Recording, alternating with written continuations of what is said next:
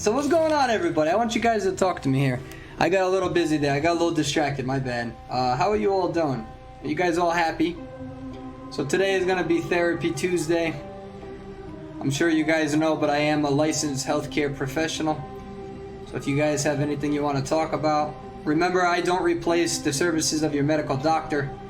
And if you're in a life-threatening situation, I can't help you over online, and you would have to seek medical advice. But if you guys want to talk, kind of give you the stage a little bit. I know, oh yeah, I do want to say something. It's come to my attention that some of you have finals, and some of you have tests tomorrow. Some of you have tests that you should be preparing for. So this is my official statement. You guys ready for this? Okay, here's my official stance. Okay, you guys ready? Okay, so here we go. Perswayable's official stance is that if you have finals and if you have not felt like you have adequately prepared, I kindly ask you to get the f*** off my stream. You're not welcome here. Go prepare for the rest of your future. It's much more important than I am. I will be here when you get back in a few days. Make sure you take care of yourselves. Make sure that you properly study, you prepare for it. I am not that important in this life where you should be investing your time in me instead of studying. However, under the pretense that you have properly prepared and you are now resting, I absolutely advise you to watch my stream because I'm handsome. At least that's what my mother says. However, again, if you have not adequately prepared for your finals, remember that is way more important than me, and kindly go off from my stream. However, I do love you and understand that my words of encouragement come from my heart because I deeply care about you. And instead of telling you, oh, you should study, I have felt that within my own life, when people have told me to f*** off at various moments in my life, I realized that I really needed to hear that. So, from the bottom of my heart, from the love and admiration, from my tingly ball sack to you, f*** off my stream if you need to go study for finals. That shit's way more important than me. I love you, boo. That's my public service announcement. I hope that you all enjoyed it. I prepared for it by really not writing the damn thing down and that coming from the top of my head. On that note, these glasses make everything green and a little fuzzy, so we're going to take them off because this I can't deal with.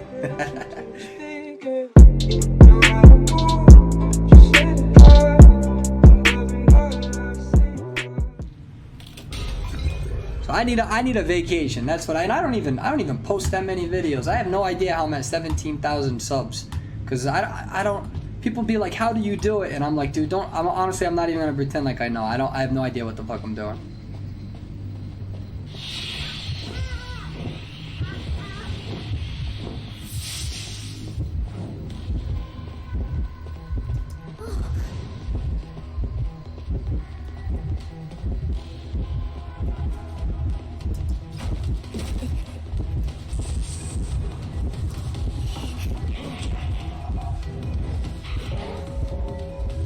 Oh shit, I ran the wrong way.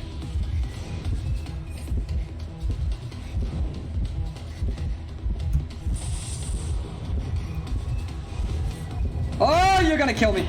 Yeah, fuck. That was such a bad kite. Bad kite. You know what I feel like I should have done? I should have looped around that area where the pallet is. I shouldn't have stayed at that pallet where I was at. And I feel like I should have reacted a little bit faster with hopping that pallet to force him to swing it a little bit quicker. But that wasn't a good kite. I should have told the seer that I needed help too.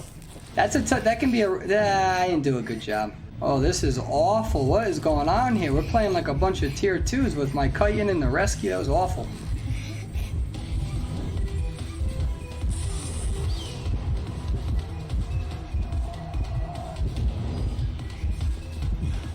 Oh, I'm lagging. Fuck. Oh my god, dude. I literally ran away from the window. I ran away from it. I lagged. That's crazy. Alright. I don't know what the seer is doing. I think he's AFK. It doesn't matter. I did a bad job kiting. This is all my fault. But at the end of the day, it doesn't matter. I messed up my kite. And honestly, I should have just gotten away from this location. I should have repositioned earlier in the map. I don't know. For some reason, I don't remember where the Ripper spawns on this map. So where I was, I wasn't sure if the Ripper was across the map or by the little hut. So if now knowing that the hunter is going to be over there, I'll reposition early game every time. So I'm going to tell you what I probably should have done right there.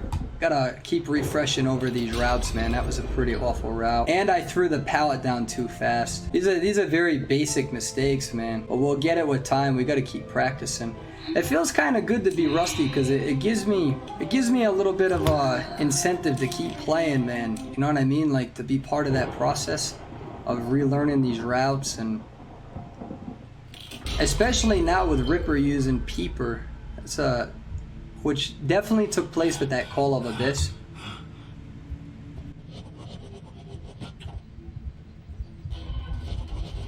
Alright, so I'm on the wrong side. So, here's what I'm thinking, right? He got the drop on me, right? Because I didn't know he was over there. So when I came over here, he was too close, right? He was too close to me when I was at this point. He was pretty much where that canister is, so he's going to catch up to me relatively fast, right? So I don't have time to run all the way over here. I could have if I had more time, but I was too late with my reaction. So that's about not being able to memorize where the spawn is, where he spawns relative to my location. So what I did is I ran this way and I hopped this window. Okay, my mistake is that I should have kept going. I honestly think that I should have kept going instead of using this pallet right here, because he's going to use the peepers anyways. Now the other mistake that I did, regardless of where I went, I threw this pallet down too early. Alright, I shouldn't have thrown the pallet down early. I should have waited for him to choose a side. But in an effort to really put distance between us, the problem is that I already hopped one window. So if I hop that window and then hop that window, I don't get a boost. And also, if I'm too far in front of him, okay, when he's trying to catch up to me, he's going to see me hop that window, and then he's right here. So going there isn't always going to work. If you have too much distance on him, he's going to be able to see you. So my big mistake here was throwing this pallet down too early.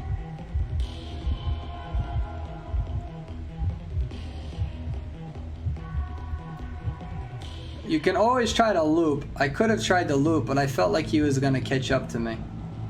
So we hop this window. Alright, we get to this pallet, threw the pallet down too early, which was a really bad mistake. But one of the things you can try to do is try to loop around. When you break that line of sight, he's forced to follow your footsteps. So it is one chance that I could have kept moving. But the problem with this pallet, again, is that they'll just go around. So if you throw the pallet down, he goes like this, and he comes over here. It's a classic, I fooled you, you hop the pallet, now I can hit you. So because he's going to be smart enough to know not to come this way. Right? He's not going to just come through here as I'm throwing the pallet down. Chances are he's going to go around. As I throw the pallet down, I'm wasting time. Now, I'm not a big fan of this area. So in the future, one of the things that I could consider doing is just transitioning away. Because what's going to happen is if I transition away immediately early game, when he comes over here, there's nobody here. So he's wasting time moving around. Now this is a strategy that we saw a lot of the top competitors in Call of Abyss do. A lot of the top teams in Call of Abyss, they don't necessarily try to kite. Early game, they always reposition as far away as possible. If they know that the hunter is going to come in their direction, they reposition to force the hunter to take time to go after him. Right? So like how I was over here trying to reposition to get in a better kiting area, he's still too close to me. Whereas if you run away, you're going to waste his precious time coming over here with no one there, and if he follows you, it's going to take him some time to catch up to you either way. So instead of trying to kite in this area where you're going to allow him to catch up to you within 5 to 8 seconds, the idea is to completely transition away. Yeah, you're not going to decode as quickly, but you're also not going to die in a way that I just did.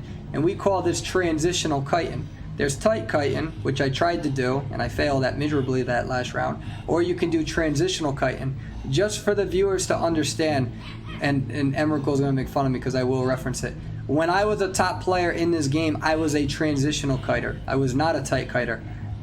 Yo Mama was a tight kiter. I was a transitional kiter. I could find ways that make you go across the mat without where I didn't start trying to tight kite until season 2. I was a transitional kiter with my feet using left or right. So I would purposely leave a very bad area and force you to follow my footsteps all across the mat. And even if you only kite for 40 seconds, you wasted 20 seconds of their time trying to catch up to you. Now Arms, I exited out of the game. Arms Factory can be a difficult map, but I'm not really sure what I could have done better with that kite, and I really threw the pallet down too early. And really that's what the Ripper is looking for in that area. I could have used my perfumes as well in a better way, but transitional kiting can really waste a lot of time. My problem is that I can't remember on Arms Factory where I spawn, where the hunter is. So now I know that when I spawn in that area, there's a good chance that the hunter is right at that small hut. Right? I know where the hunter spawns when I spawn at the small hut, but for some reason I forgot where he was. So, lesson learned, you got to pay attention to that stuff. So in the future, I may even just reposition.